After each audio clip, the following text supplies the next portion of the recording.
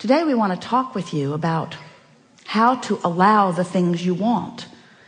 And we're going to be talking about the laws of the universe. You are aware of them. You've been listening to us for a little while. You know about the powerful law of attraction. Do you? Do you? Do you? Do you? Do you? And do you know that law of attraction is managing the vibrational frequencies of the universe? And do you know that you are a vibrational being first and foremost? So you're always transmitting a signal. And whatever you are giving your attention to is causing you to transmit that signal. So law of attraction is matching the signal that you're transmitting, not yesterday and not tomorrow, but now. Matching your now signal, matching your now signal. So what do you do about your now signal? How do you prepare your now signal? How do you approach this world? Here you are in your flesh, blood, and bony bodies, mostly not even recognizing the fact that you are vibrational beings, that you are transmitting and receiving mechanisms in a universe that's managed by law of attraction, who is managing all of those transmissions. So do you like knowing that you are vibrational? And do you like knowing that there's a way to know what your vibrational output is? Your emotions tell you, don't they? Your emotions let you know whether in this moment what you're broadcasting with your mind, with your thoughts, with your words, what you're broadcasting, whether or not it matches who you really are and all that you've come to. We've been talking to you for a while, and we've offered a whole lot of ways of helping you to reorient yourself. Reorient yourself into the realization, to the remembering that you're vibrational beings. Because when you remember that, and when you get a handle on what you're broadcasting, and then when you practice what you're broadcasting consistently, so that you get a vibrational rhythm going, law of attraction will make it easy for you to keep whatever momentum you've got going.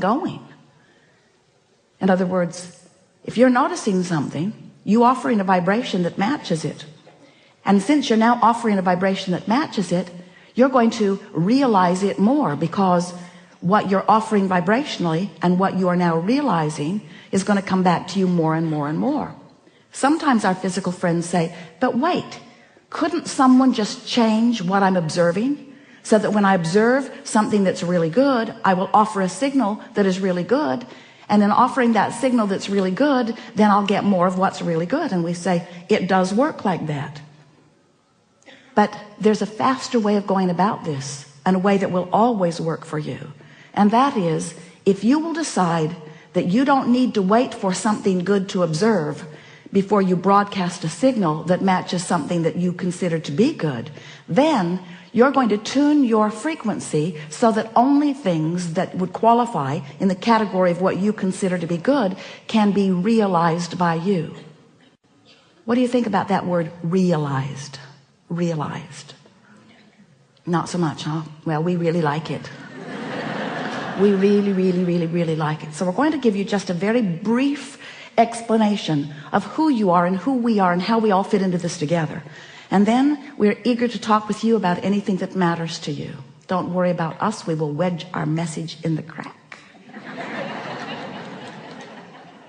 So you are vibrational beings, and you are source energy beings, and you were source energy before you came into this body. And even though you are now in this body, you are still source energy. In fact, you are still more non-physically source energy vibrational beings than you are this flesh, blood, and bone version that you think of mostly as you.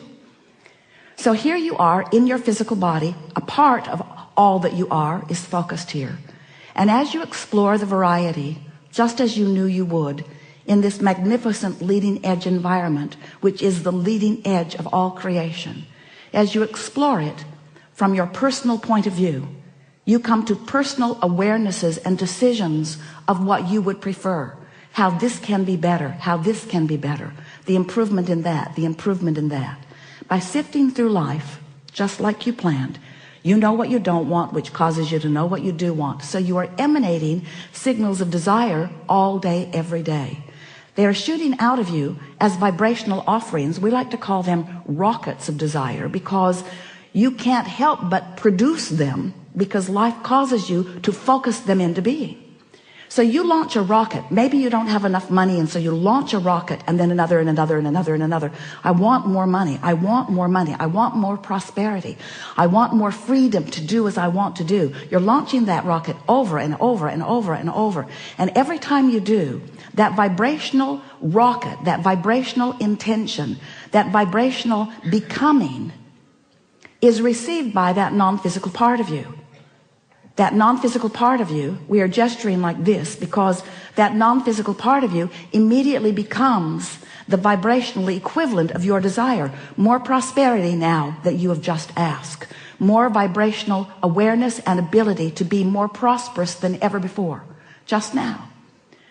So that vibrational version of you, we are doing this gesture because we are wanting to imitate your vortex of creation, this vibrational version of you which precedes all manifested versions. This vibrational version of you has just become more prosperous. But the question that this gathering really wants to present to you in a way that you will ponder and come to conclusions about is that while the non-physical part of you has become more prosperous as a result of your asking, what are you doing in relationship to it right here and now?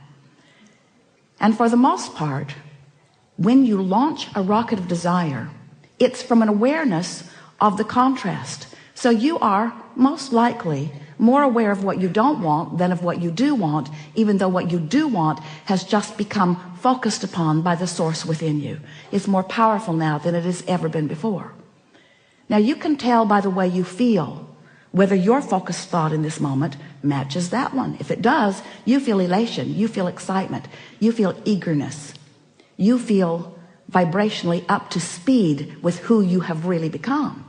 But if you're pensive, if you are fearful, if you are worried, if you are ornery, if you are unhappy, if you are feeling negative emotions, those negative emotions, in fact all emotions, are your indicator of how matched you are to who you really are or how mismatched. Whether you are allowing your connection, allowing yourself to be the realizer of what you're asking for, or whether you're on some frequency that is preventing your full view of it.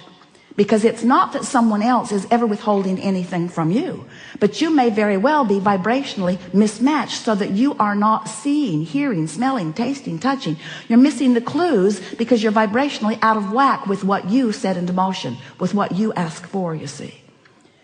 So we've been calling this gathering for a while the art of allowing, and it really is an art that you will nurture. It's the art of getting up to speed with who I just became. Life just caused me to become more, but if life has just caused me to become more and I'm beating the drum of my justification of why I need that or want that, I want that because I want it because I don't have it. We're beating the drum. I want that because I don't have it. I want that because I think I should have it. That person has it, and that person has it, and that person has it, and that person has it. Why don't I have it? And in that question of what's missing, you are fostering, encouraging, continuing to practice a vibrational frequency that prevents you from realizing what you're asking for.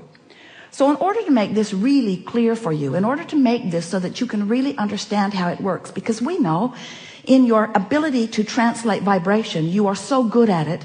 You are seeing and you are hearing and you are smelling and you are tasting and you are touching. You are so good at translating vibration, you don't even know that you are doing it.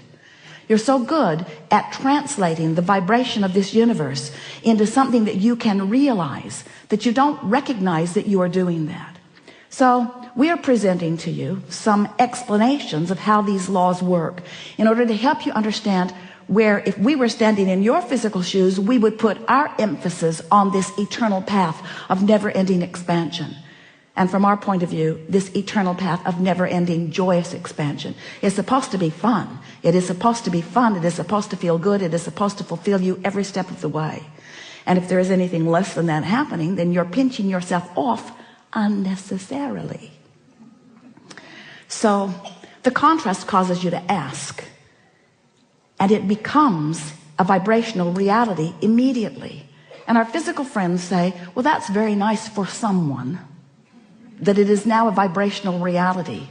But I want that vibrational reality to become more. I want to realize it fully. I want to be able to see it and hear it and smell it and taste it and touch it. I'm happy that you're happy, Abraham, that there's a vibrational reality. But I want that vibrational reality to be more. I want the money in my bank and the lover in my bed. I want more. I want more than this vibrational reality. And we say, then all you have to do is tune yourself to the frequency of your vortex. And it's not something that you will do instantaneously. In almost every case, it is something that you do gradually. But in every case, it is absolutely something that you can do. So if you've been listening to us for a while, you've heard us go on and on about law of attraction to the point that you're sort of tired of hearing about it. But it doesn't slow us down because it matters so much. And if you've been listening to us for a while, you've been hearing us talking about the vortex and how it is vibrating at a very high frequency, and that it would be really good for you, good feeling for you, and good results for you if you could gradually and consistently raise your vibration to the frequency of what's in your vortex. Because when you're up to speed with all that you've become, you're tuned in, tapped in, turned on, you feel wonderful, things go well for you, you have good timing, you have good flexibility, life is sweet for you, and those around you benefit just being near you. So if you've been listening to us for a while, you know about this vortex stuff.